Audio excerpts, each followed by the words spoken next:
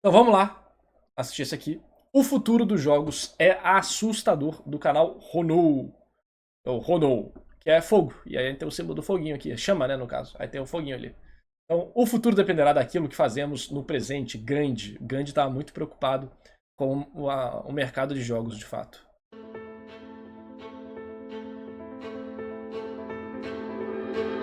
Pensa no jogo mais realista que você já jogou. Não, sai dessa porra de jogo realista, mano. Esquece essa merda, mano. Pensa no jogo que recriou uma física que, ao mesmo tempo que era perfeita, era divertida de experienciar. Agora pense em um jogo que fez você sentir que cada ação que você tomou realmente impactou o mundo dele. Você provavelmente pensou em Red Dead Redemption, Baldur's Gate 3 ou até mesmo GTA, mas se você não pensou em nenhum deles, calma, a verdade é que esses três são apenas exemplos de jogos que aprimoram a sua proposta de imersão ao máximo, mas acima de tudo eles conseguem representar algo ainda mais importante. Eles criaram ideias a serem seguidas para que fosse produzido algo ainda melhor no Ele é futuro, gringo? desde os Ele não é gringo, mas ele deve morar em algum outro país. Ele, igual o Nicolin, né? Eles têm um sotaquezinho que dá pra sentir. Cadê? É isso mesmo, tá, beleza. seus acertos e principalmente os seus erros. Os acertos são consequências da ambição de conquistar tudo que a inspiração fez e melhorar ainda mais, mas É os qual? erros aí É da onde que vem esse sotaque? É francês, né? já é Francês. algo mais problemático. Todos os jogos têm suas inspirações, e se um jogo mantiver os erros da sua inspiração, ele simplesmente falhou em tentar ser mais do que ela. E é claro, quando eu falo de inspiração, eu não quero nem de longe dizer que ter uma inspiração é algo ruim. The Witcher 3 é Tá um ótimo acelerado? Tá exemplo nada acelerado, não, mano. Aí vocês são. Mano, vocês são muito psicopata. O negócio tá. Quando tá 1.5x, o povo fala, tá em 2x. Tá em 1.20, tá em 2x. Tá normal, tá acelerado. Porra. disso. Um jogo que explorou todos os pontos negativos de Skyrim e criou o ápice dos mundos abertos. Os desenvolvedores de The Witcher 3 sabiam exatamente os problemas de Skyrim e trabalharam nesses pontos. Nas palavras de um deles, tanto a história principal quanto as missões secundárias de Skyrim são genéricas, e esse foi exatamente o problema que The Witcher precisou superar: a narrativa. Se The Witcher 3 tratasse Skyrim como um jogo perfeito que não possuía erros, é muito provável que ele se transformaria em só mais uma cópia ou um jogo de mundo aberto genérico. Mas mesmo a narrativa sendo muito boa, The Witcher 3 não é um jogo que te dá muita liberdade. No geral, são apenas algumas opções de diálogos que levam a alguns finais diferentes. Um vilarejo sendo destruído por aqui, um NPC indo de vala por ali, alguns tesouros com cashbacks perdidos pelo mapa do jogo. Peraí, cashback?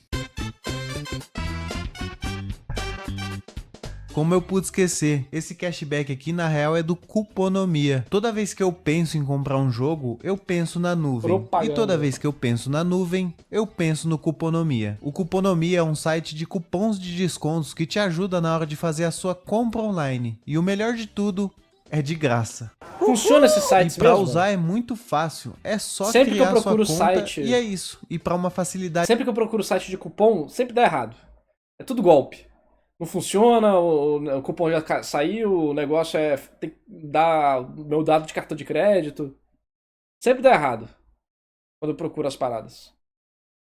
ligado ao Cuponomia por Ou eu não patrocinar consigo achar esse nada. vídeo. O pior é que eu tenho um amigo que ele é o mestre dos cupons. Ele acha tudo com desconto.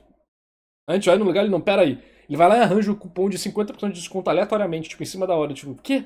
De volta a The Witcher 3, a ideia de liberdade em si pode parecer algo simples de se imaginar, mas não é algo simples de fazer. E mesmo assim, um jogo conseguiu essa proeza, um jogo de um estúdio independente que parece ter encontrado a receita para o sucesso.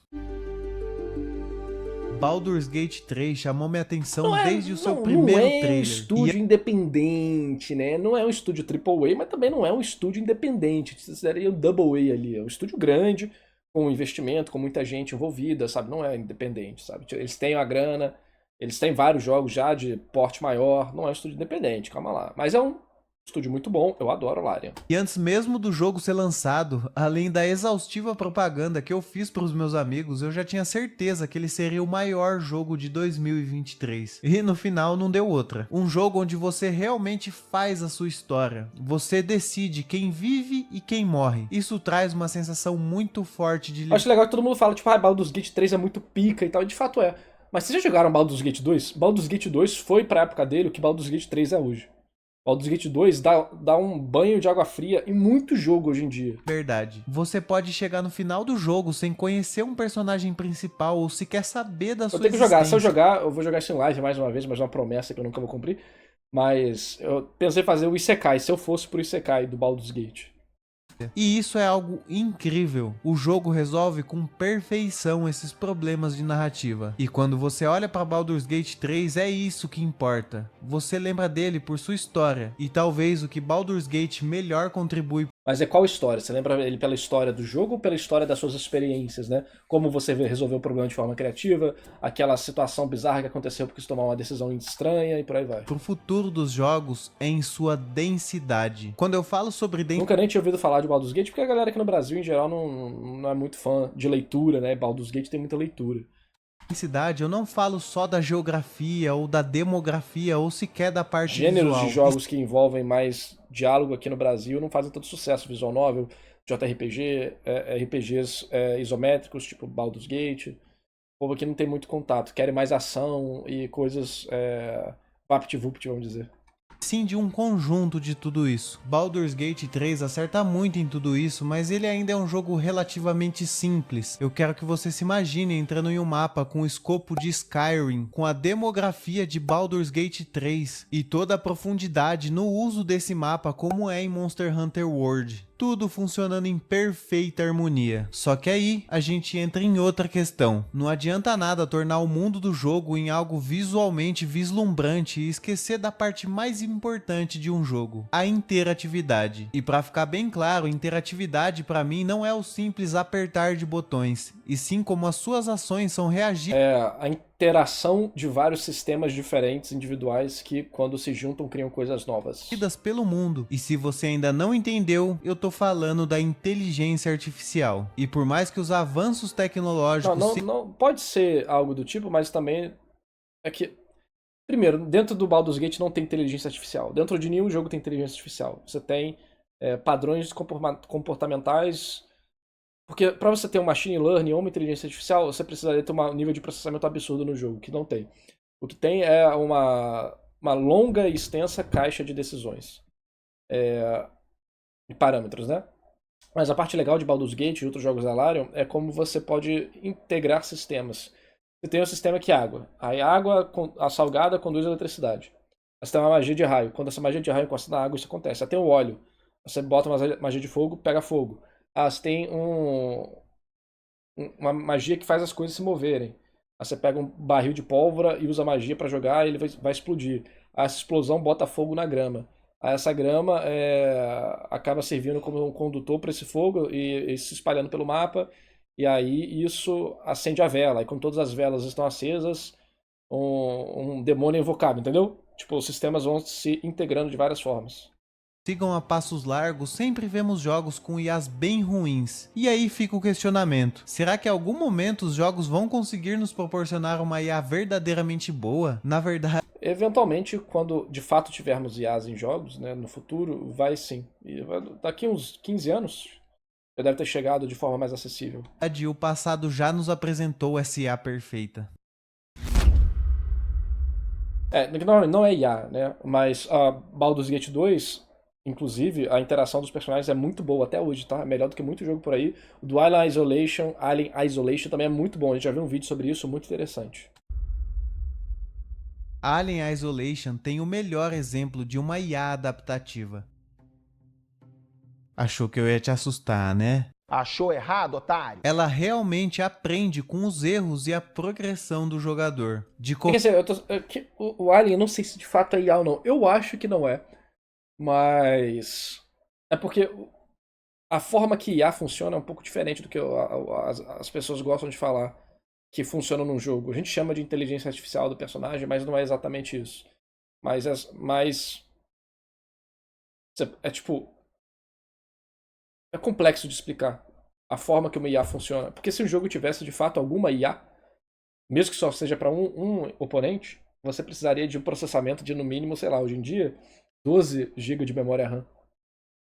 No começo, a IA do Xenomorfo pode parecer algo confuso, mas a verdade é que ela se baseia em uma série de progressões durante o jogo. O cara tá usando o termo inteligência artificial de forma mais casual, eu imaginei. Em uma explicação simples, existem 3 entidades: o alien, o jogador e o sistema. O sistema sabe exatamente onde você está a todo momento. E quando você se distancia muito do alien, o sistema envia sua localização para ele, para que ele tenha uma certa noção de onde você está.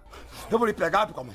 Eu vou lhe achar. Mas ele não recebe a localização exata. Para te achar, o alien precisa interpretar as suas interações. E conforme o jogo vai progredindo, ele vai desbloqueando certas habilidades, como se fosse uma árvore de habilidades mesmo. Não essa aqui é muito ruim. E isso passa a sensação pro jogador que o Xenomorfo realmente está se tornando o organismo perfeito. Alien Isolation foi lançado em 2014 e até hoje não existe nenhuma inteligência artificial que chega próxima desse jogo. Na verdade, a maioria dos modelos de hoje se parecem com modelos de 2005 e em alguns casos até de antes. Mas se você não se assustou com o que o futuro aguarda para as IAs, calma que o futuro é muito mais assustador para quem gosta de consoles.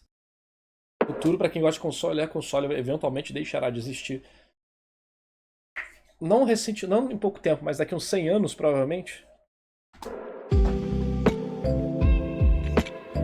Já imaginou uma geração de consoles onde não existem consoles? Vai ser tudo. Calma. Vai ser tudo isso aqui, ó. Vai ter um computador de última geração nisso aqui, pô. Eu sei que isso soa bem contraditório e no momento é algo impensável, mas respira e relaxa que eu tô aqui. Já aproveita que vai preparar o seu coração pro susto e já deixa o seu gostei e a sua inscrição que me ajuda demais. Agora voltando, em 2019 tivemos a Xbox testando o console sem leitor de discos e na época ela recebeu diversas críticas. E com razão, ao que parecia não era a hora para a introdução desse tipo de console, mas no fim do dia é a praticidade que conduz o mercado.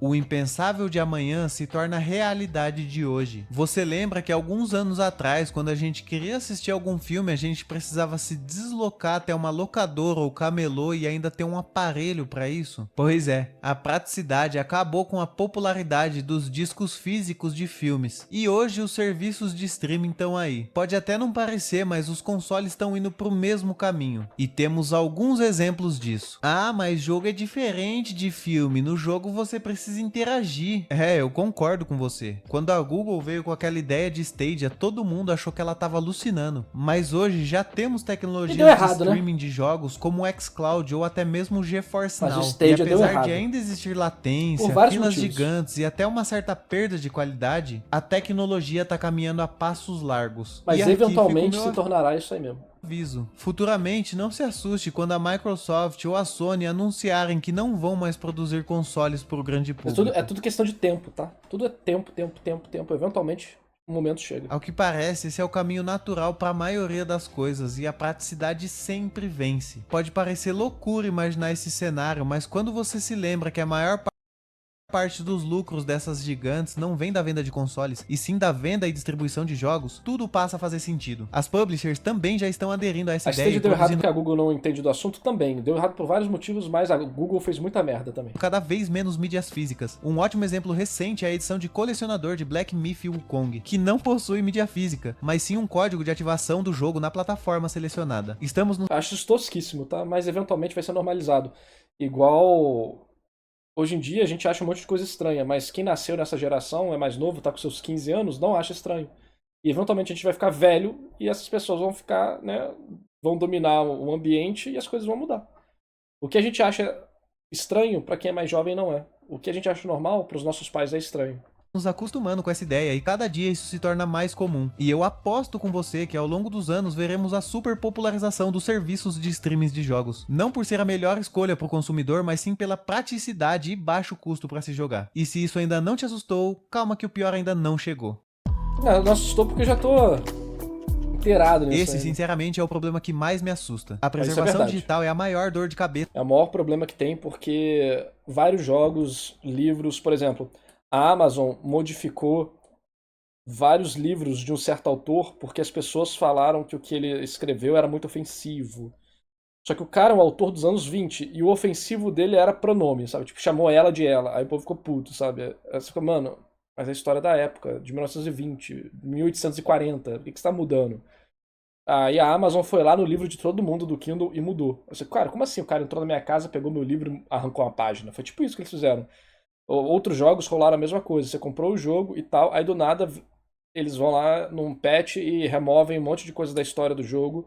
Eles não acham que é correto mais aquilo ali, porque era outra equipe que fez e tal. Como assim você está mudando a história do jogo, do meu jogo que eu comprei, por um motivo totalmente pessoal de vocês? Não tem nada a ver com balanceamento, nada a ver com nada. O mesmo vale para balanceamento, né? Você compra um jogo, esse jogo ele muda conforme o tempo hoje em dia. Porque ele é um. A Season 1 é de um jeito, a Season 2 é de outra, a Season 3 é de outra. E aí? Né? Qual que é o jogo real? Qual que é o jogo que você pagou? Aí você vai ver no contrato desses jogos que você compra, tá lá, você não tá comprando o jogo, você tá comprando o direito de assinar um serviço. E isso realmente é uma bosta completa, tá? Então, eu pessoalmente sou um cara entusiasta da preservação de jogos, da mídia física e ou da mídia digital sem nenhum tipo de conexão obrigatória, sabe? Isso é muito importante e as pessoas não estão ligando para isso porque a geração que nasceu hoje em dia, que tá super dentro de jogo digital, tá super dentro de serviço, tá super dentro de gacha, não compreende o perigo que é isso, que quem é mais velho compreende. É isso que a gente estava comentando agora há pouco. Essa da década envolvendo mídias digitais. Um problema que eu já citei em outros vídeos, mas se tratando de futuro, é impossível não falar sobre isso. Quando eu falo de preservação digital, o que você pensa? Talvez o fim da mídia física ou o sumiço de alguns jogos do mercado? Bom, você não tá errado sobre isso, mas o problema não é tão superficial a esse ponto e envolve questões legais A e Ubisoft, morais. inclusive, Não estando falou: nem se acostume a não ter seus jogos, a não possuir seus jogos. Como assim, Ubisoft? Vai tomar no cu, né? perto de ser resolvido. O maior problema atualmente é envolvendo a licença de uso. Em palavras mais simples, em alguns casos, quando você faz a compra em lojas digitais, você não compra o jogo, e sim o direito de jogar. E enquanto a empresa que estiver te vendendo aquela licença Absurdo. existir, beleza, você pode jogar tranquilamente. Mas e se em algum Por momento... isso que pirataria é essencial. Porque a pirataria, por mais que quebre as regras e coisas do tipo, a pirataria é um competidor necessário para que as empresas não façam merda. Porque a partir do momento que a pirataria não existe e as empresas podem fazer a merda que elas quiserem, você vai ter um mercado completamente desregulado e artificial, porque essas mesmas empresas possuem ligações em grandes empresas de investimento, que possuem grandes relações com governos, que fazem leis que beneficiam a própria empresa e não o público, e não o que realmente deveria ser. Então a pirataria é essencial para que as empresas permaneçam em xeque, para não fazer besteira e para esses jogos serem preservados, para esses jogos serem distribuídos, porque as pessoas querem comprar os jogos originais. A Steam já comprovou isso. O negócio é, se você faz merda, você tem que tomar no cu. É isso. momento ela falir. Pô, irmão, aí eu só lamento. Você vai perder o acesso ao seu jogo e você não pode reclamar. Afinal, você leu o contrato. Não leu? Ih, rapaz. Isso Eu não obviamente conheço não, é bem João. problemático, Não mas posso eu te vou te contar responder. um segredo. Também temos o fui problema de autodidata. armazenamento. Depois do fechamento das lojas do Wii U e do 3DS em 2023, o medo de perder todo o dinheiro que eu já gastei nos meus jogos de Switch me fez comprar um cartão de 500 GB para armazenar todos eles em segurança. E quando a loja do Switch fechar, eles vão ficar ali, intactos. Mas isso nem de longe é uma boa ideia. Imagina só a demanda e o preço desses dispositivos de armazenamento se essa moda pega. Eu entendo que talvez essa seja uma paranoia minha por já ter perdido acesso a alguns jogos. Poderíamos usar os streamings como vemos nos filmes, mas hora ou outra, outro problema surgiria. A descentralização das obras acabaria se tornando algo prejudicial, fazendo com que as pessoas assinassem vários serviços para no final do dia consumir um conteúdo de cada um deles. E Não, mas vamos lá. Isso é prejudicial por quê? Por causa da forma que direito autoral funciona hoje em dia.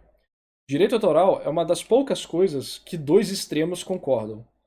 Que comunista raiz acha que direito autoral é abusivo, que é uma invenção que só prejudica as pessoas, e o anarcocapitalista também acha que é uma invenção que só prejudica as pessoas. Acho muito engraçado o fato de que esses dois inimigos mortais concordam nesse ponto. Então a forma que direito autoral é usado hoje em dia é usado de forma bem abusiva. Eu não vou entrar no mérito se é correto ou não é, mas a utilização dele é bem abusiva. Então acaba gerando essas distorções, como você tem um monte de serviço de streaming para várias obras. Sendo que, por exemplo, você pega a indústria da moda, não tem direito autoral. Por isso ela está sempre inovando. Você pega o cinema antigamente, só alguns cinemas poderiam passar os filmes. E só a produtora do filme poderia passar o filme no cinema que ela era distribuidora, até que essa regra caiu por terra e virou um modelo atual, onde você pode passar o filme, você só precisa comprar o direito do filme para passar ele em qualquer cinema. E aí você convence as pessoas a irem no seu cinema por um serviço bom, por um preço competitivo, por um local bacana, e por aí vai. Então, existem, né, ideias de fazer com que os jogos sejam parecidos. Você pode vender o jogo em qualquer lugar, desde que você compre essa, entre aspas, licença. E você vê isso já em lojas físicas de jogo. Várias lojas de jogo vendem vários jogos. Só precisa comprar o material, seja digital ou seja físico, aqui e tal. Então hoje em dia, né, com a Steam, com a Epic, com vários sites, a GOG, você vai ter o mesmo jogo sendo vendido em vários locais. O negócio é que essas empresas, para fazer esse negócio de streaming dos jogos, como envolve um servidor centralizado, nuvem, é um pouco mais complicado. Mas, em geral, a solução meio que já existe desde o início da humanidade, né? Que é a simulação da posse física. É digital, mas você consegue digitalmente algo para você que não dependa de terceiros para ser executado. Então, a solução sempre existiu e já é essa. O jogo em streaming, a dificuldade dele é porque ele está sendo reproduzido na nuvem da empresa. E aí o que teria que ser, para uma sugestão dessa, é que cada dessas empresas de streaming de jogos tivesse sua própria nuvem e os jogos que ela permite serem jogados nela. É um pouco complexo e tal, mas, novamente, a forma mais fácil de acontecer tudo isso é tendo serviços diferentes para pessoas diferentes. No caso, assim, tipo Steam, jogo físico, jogo digital, jogo por streaming. E outra coisa, quando você acaba... Por que a Netflix antes passava tudo e agora não passa mais nada? Passava tudo porque ela era mais ou menos o único serviço que tinha antes, e agora cada empresa decidiu fazer seu próprio serviço. Aí sabe o que aconteceu? A pirataria voltou a aumentar. A pirataria tinha caído muito antigamente por causa da Netflix, agora voltou a aumentar, por causa que você precisa de 15 serviços para ver o que você quer. E aí vem outro problema. Crunchyroll e várias outras empresas, Netflix e tal, eles não competem usando melhoria de serviço. Eles competem usando título. Eles competem usando exclusivos. Quando você compete usando exclusivo, você não possui uma competição direta, vamos dizer assim, né? Porque você quer ver Game of Thrones ou Naruto, sei lá. Então, é o título que te compra. E aí, o serviço não precisa ser bom. O serviço fica sucateado. O player é ruim, o sistema é ruim, o site é ruim, porque ele te mantém refém da propriedade intelectual. Em vez de todos esses sites oferecerem vários desses projetos, esses animes, séries e tal, com um site bom, responsivo, preço competitivo, funcionalidades inovadoras. Entendeu? Eu tenho um vídeo no YouTube. Aqui, ó. Narrativando pirataria. Cadê? É um vídeo antigo. É difícil de achar. Porra. Aqui. E aí eu comento sobre inovações que plataformas de mangá poderiam fazer para evitar a pirataria, não com proibição, mas fazendo as pessoas terem interesse da própria plataforma oficial com coisas que outras plataformas não podem replicar. Entendeu? Então tem várias formas de você ter um serviço inovador, só que quando você abusa do direito autoral, você acaba evitando a necessidade de inovação e fazendo táticas de refém, né? E isso nos leva novamente a reconhecermos a importância da pirataria. Based.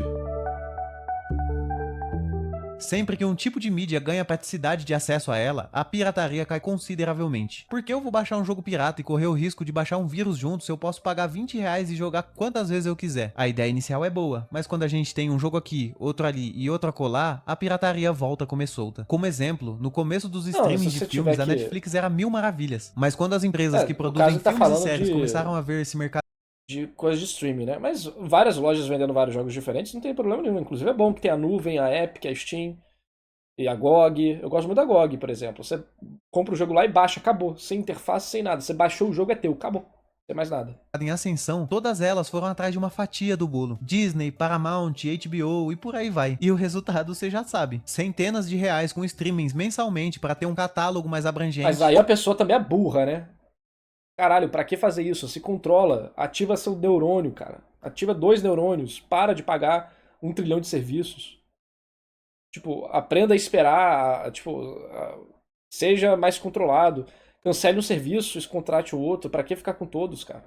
Ou o Jack Sparrow de volta às nossas casas. E aí vem a famosa citação: se comprar não é possuir, piratear não é roubar. Mesmo essa frase fazendo muito sentido nos dias atuais, descriminalizar a pirataria tá longe de ser o ideal. Apesar dela ter salvo muitas mídias de se tornarem esquecidas pelo tempo, ela nunca será bem vista pela grande massa e muito menos pelas empresas. E o motivo é bem óbvio: se a pirataria fosse descriminalizada, ia virar bagunça, porque não existe essa de pirateie com moderação. As empresas não querem abrir mão dos seus lucros e elas estão Mais ou menos.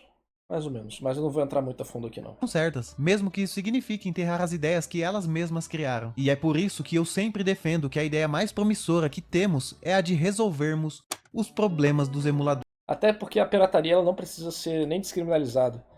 Ela só precisa ter a. Só precisa ser mais conveniente não usar ela e você só precisa ter a ilusão de que a pirataria acabou. Você acha que a pirataria tá como hoje em dia? Tá mais do que antes. Só que a quantidade bruta de pessoas na internet aumentou muito. Então, estatisticamente, ficou porcentualmente menor a quantidade de pessoas que pirateia. Mas o número bruto de pessoas que pirateia também é muito mais bruto. Então, e é isso. Acredite que a pirataria morreu. É isso, só acredite. Porque assim ela continua vivendo. Quem quer ir atrás, vai. E consegue. E descobre. Negócio que tem gente que não tá disposta. E é isso. Olhando para o mercado, é simplesmente lógico para uma empresa criar emuladores e colocar eles dentro dos seus consoles atuais para rodar os jogos antigos. E isso já é uma realidade. As 3 principais empresas first parties já têm isso, mas o lógico não é suficiente para eles. Às vezes, ignorar o problema e seguir em frente é mais fácil. A Nintendo, por exemplo, não se dá o trabalho de disponibilizar uma biblioteca mais completa dos seus jogos antigos, mesmo já possuindo um sistema capaz de fazer isso. Eu até entendo que talvez existam direitos autorais sobre alguns títulos, mas pô, cadê os Pokémons antigos no Switch Online? E mesmo que a ideia de não existir consoles no futuro se perpetue, a ideia de emuladores continua firme e forte. Assim como qualquer outro software, é possível rodar eles através da nuvem, trazendo a segurança sem que você precise apelar para esses sites de ROMs duvidosas, conseguindo jogar o seu jogo no momento e no lugar que você preferir. Mesmo a praticidade sendo o melhor dos mundos, temos sempre que tomar cuidado quando entregamos de bandeja nossa liberdade para alguém. E hoje a gente já faz isso. Recentemente tivemos o Concorde, que a Sony simplesmente removeu da conta das pessoas e mandou um forte abraço. Se for... Não, ela devolveu o dinheiro, se eu não me engano. Pode ir para receber seu reembolso, amigão. E o processo de adaptação dos jogadores pro fim das mídias físicas é o caminho mais claro. A cada dia que passa, mais e mais pessoas estão começando a perceber o perigo que é colocar os direitos dos seus jogos nas mãos dessas gigantes. Mas a real é que o futuro é muito imprevisível. Nós só podemos olhar para algumas coisas que fazem sentido a longo prazo e teorizar. E mesmo sendo algo assustador de começo, essa parte é a mais legal. Olhar para frente e vislumbrar jogos cada vez mais próximos de uma experiência audiovisual perfeitamente alinhada com as suas propostas. Jogos imersivos e com boas ideias, sem que parte delas se percam por causa das limitações técnicas. E mesmo ele sendo incerto e desconhecido, com as informações que temos, ele não é de todo mal. Se pelo menos uma das coisas que eu citei aqui no vídeo fossem implementadas em algum momento, já seria algo extraordinário. Mas é meio difícil dizer se isso vai ser rápido ou se vai ser demorado. Mas o importante mesmo é chegar em uma ideia que fortaleça todos os lados, tanto de quem produz quanto de quem consome. E que no final, produzir um jogo, consumi-lo ou até mesmo criar conteúdo sobre ele seja algo mais leve para todos nós. Esse vídeo é quase uma linha do tempo. Nele tem coisas que eu venho trabalhando em cima há meses e eu sinto que tudo tá começando a fluir muito bem. Lá atrás eu vislumbrei momentos como esse e fui construindo pouco a pouco, sempre visando o futuro. E essa é a minha contribuição não só para a indústria de videogames, mas principalmente para você. Se você quer que o futuro seja diferente, você precisa plantar a semente dessas ideias agora, para que verdade. um dia elas floresçam e se perpetuem. E assim... Tem que parar de jogar gacha, você tem que parar de ficar assinando serviços, você tem que parar de ficar comprando jogo, que é o mesmo jogo 500 vezes lançado durante uma vez por ano. Façam a diferença. Você tem que votar com o teu dinheiro, porra. Parar de dar dinheiro pra prática ruim de empresa.